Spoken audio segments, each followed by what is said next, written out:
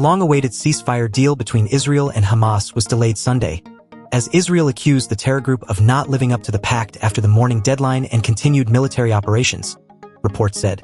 Barely an hour before the ceasefire was set to begin at 8:30 a.m. local time, Israeli Prime Minister Benjamin Netanyahu said he still hadn't received the names of the captives slated to be freed by the terror group, but the group delivered the names shortly before 10 a.m. local time. Both sides acknowledged, the Times of Israel said.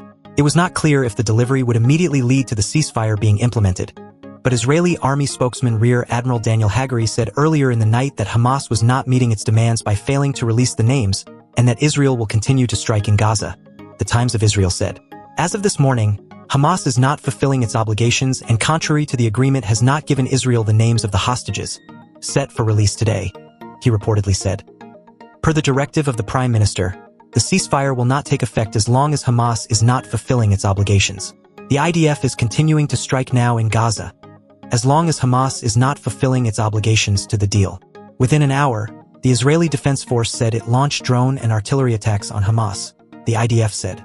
A short while ago, IDF artillery and aircraft struck a number of terrorist targets in northern and central Gaza, the IDF said on X.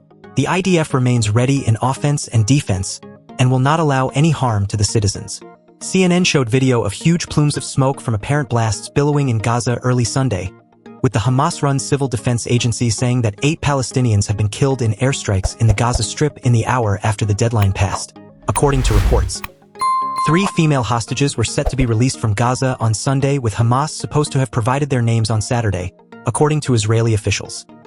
Netanyahu said he instructed the IDF that the ceasefire, which is scheduled to take effect at 8:30 a.m., will not begin until Israel has the list of hostages to be released, which Hamas has pledged to provide, according to the Times of Israel. Hamas claimed on Saturday that the failure to turn over the names was due to technical reasons, and they were still committed to the deal, the Times of Israel said. It was unclear where the deal stood or if it would be restarted if the issue of the names was rectified.